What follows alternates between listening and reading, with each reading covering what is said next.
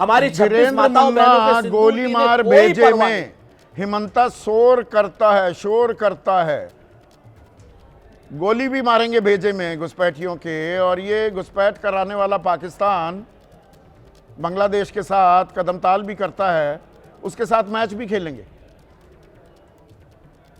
संदीप जी, मेरे नेता आदरणीय चिराग पासवान जी और मेरी पार्टी को यह बताने में कोई नहीं है कि जब रेहड़ी पटरी वालों के उत्तर प्रदेश में सरकार ने एक नियम बनाई थी कि नाम लिखना, तब भी असहमति थी हमारे नेता चिराग पासवान जी की। आज भी हम इस बात पर असहमति है, हमारे नेता की असहमति है।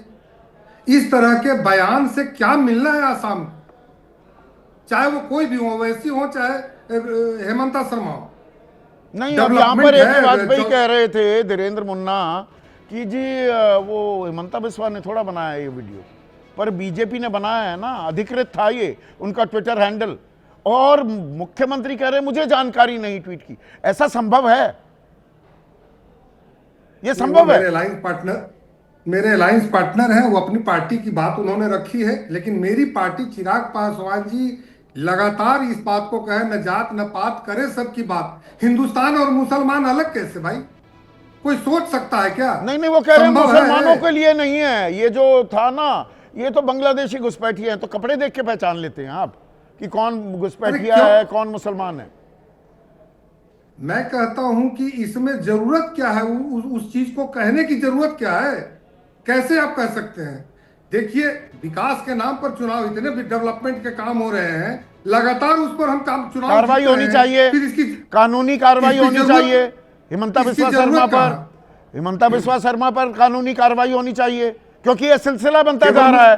पहले फॉर्म 7 भर दो, 4-5 लाख मुसलमानों को इनको टहलाओ, परेशान करो, मजा आएगा, मैं भी साथ दूंगा। ये मुख्यमंत्री का काम है क्या? संदीप जी, सिर्फ हाँ ना मैं करूं कि मैं कुछ बोलूं? अगर ये बीजेपी ने इस ट्वीट को हटाया, बोला कि एआई जनरेटेड है, ऐसे सभी लोगों पे कार्रवाई होनी चाहिए, चाहे प्रधानमंत्री। एआई जनरेटेड इसलिए है, उसका तकनीक का इस्तेमाल किया गया है। एआई जनरेटेड आप ऐसे बता रहे हैं कि बीजेपी का हाथ ही नहीं। बीजेपी ने एआई का इस्तेमाल करके ये वीडियो बनाया है। रेफरेंस टू कॉन्टेक्स्ट होना चाहिए हर चीज का। मुझे जानकारी नहीं है, लेकिन इस तरह के वीडियो कोई दूसरे लोग भी बनाए हैं क्या? आप बता दीजिए, दूसरे लोग भी बनाए हैं। मनोज काका, फिर मासूमियत की इंतहा यहां परोसी जा रही है कि एआई जनरेटेड है। अरे एआई जनरेटेड यानी कि आर्टिफिशियल इंटेलिजेंस का इस्तेमाल बीजेपी, असम बीजेपी की इकाई के आईटी सेल ने किया। एआई जनरेट करके हम दिखाते हैं कि भाई फलाने ने दूसरे को, ये ऐसे हादसा हुआ, हम लिख देते हैं एआई जनरेटेड, हम दिखा रहे हैं कैसे हुआ। इसका मतलब बीजेपी ने नहीं बनाया, ये कहां से हो गया? इसका मतलब बिल्कुल ये नहीं हुआ, और उन्होंने स्वीकारा है कि हाँ, हमारे हैंडल से ट्वीट हुआ है। असल में जो हिंसा होती है, वो हिंसा पहले दिमागी होती है, पहले मानसिक रूप से ही शुरू होती है, और वो हेमंता बिस्वा शर्मा का वो यूएसपी है। ये कोई आज की बात थोड़ी है।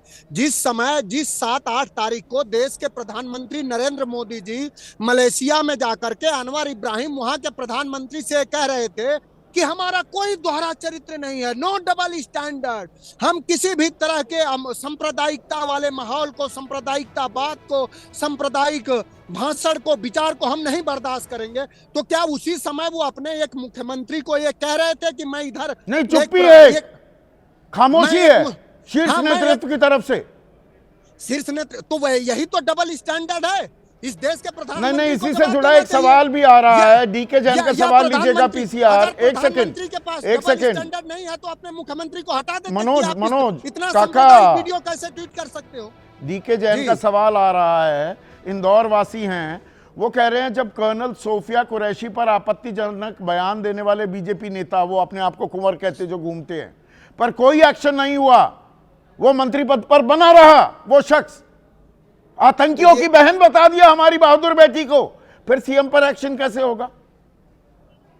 अरे वो आतंकियों की बहन बता दिया और आज तक वो मिनिस्टर बना हुआ है। आप किसने नहीं देखा? बिल्कुल सही कहा। ये प्रधान जो कह रहे हमारा डबल स्टैंडर्ड है, तो इससे साबित हो गया कि ये देश प्रधानमंत्री अपने मुख्यमंत्रियों से करा रहे हैं कि देश नागरिकों के एक वर्ग के खिलाफ खूब गिला फैलाओ।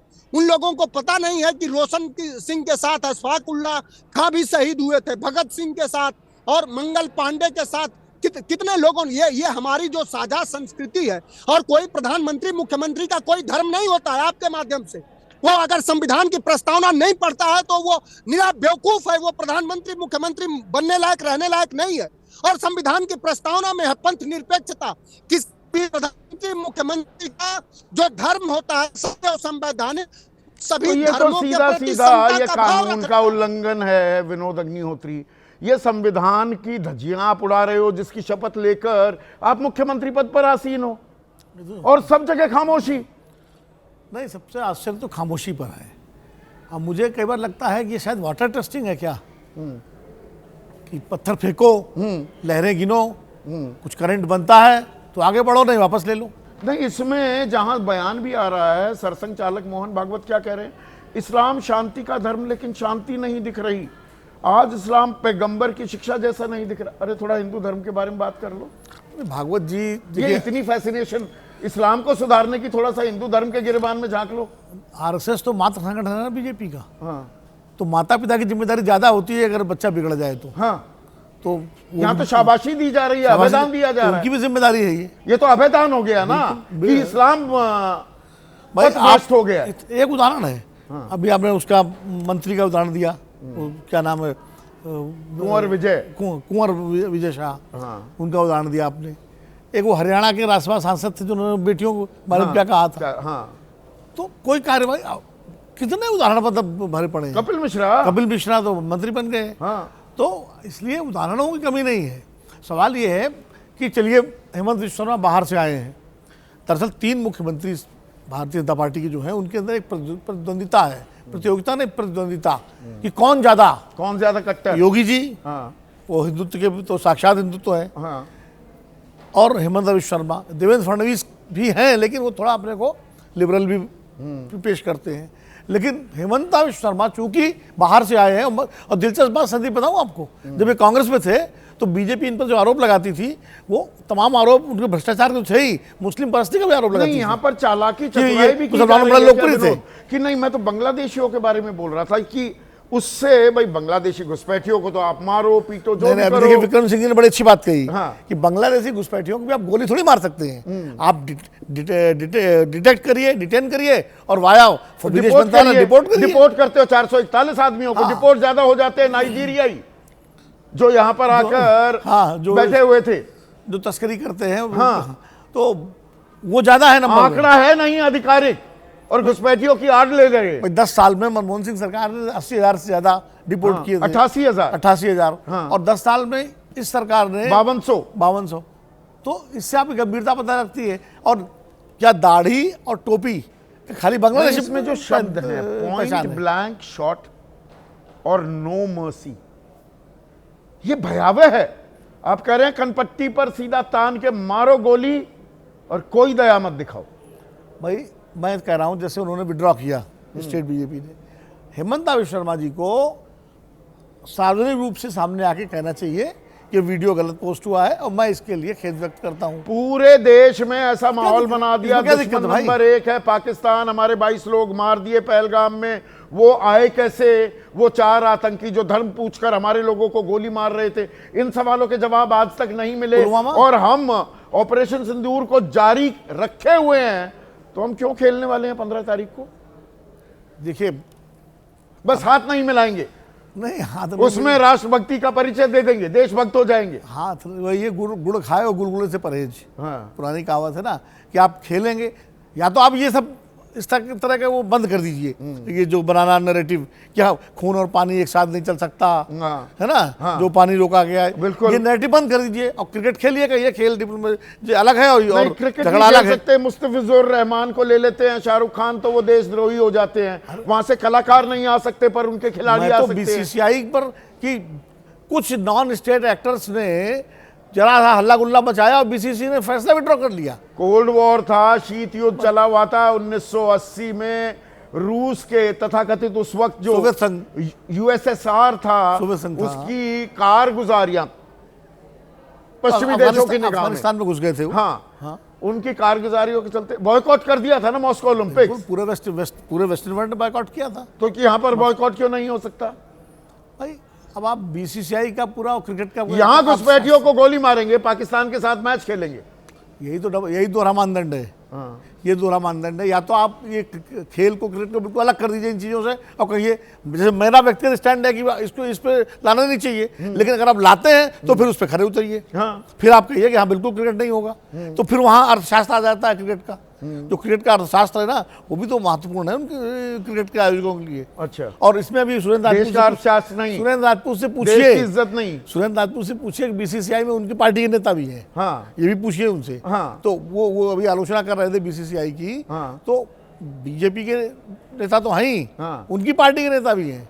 सुरेंद्र राजपूत रिस्पॉन्ड करेंगे? छोटा सा 30 सेकंड का रिस्पॉन्स चाहूंगा जो सवाल उठा रहे हैं। हर पार्टी के नेता हैं। विनोद अग्निहोत्री, ये राजनीति का खेल ही निराला है। विनोद अग्निहोत्री जी का सवाल पूरी तरीके से जायज है, और चाहे अमित शाह हो, चाहे अमित शाह के लड़के हो, और चाहे पूरी बीसीसीआई में पूरी भाजपा हो या कांग्रेस का कोई भी नेता हो, पाकिस्तान से जो भी क्रिकेट खेलेगा वो गलत करेगा।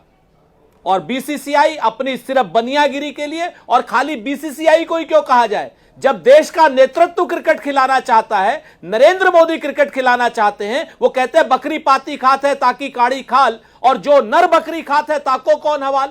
राजीव शुक्ला को भी कहिए, अमित शाह के बेटे को भी कहिए, जय शाह को भी कहिए, लेकिन नरेंद्र मोदी को सबसे पहले कहिए, क्योंकि उन्होंने जो है खेलने की इजाजत दी है। तो यहाँ पर देश की आत्मा का सवाल है। बड़ी तस्वीर अगर मैं खींचूं, संवैधानिक पद पर बैठा हुआ कोई भी व्यक्ति, the idea of India, Bharat जो एक विचार है, उस विचार को तहस नहस नहीं कर सकता और ना ही करने दिया जाना चाहिए। और हमारी व्यवस्था गांधी जी के 3 बंदर की तरह मूक दर्शक नहीं बन सकती। अब जनहित याचिका का संज्ञान तो लिया गया है, दाखिल की गई है सुप्रीम कोर्ट में, इस पर सीधे सीधे सख्त कार्रवाई होनी चाहिए। यही देश हित का तकाजा है।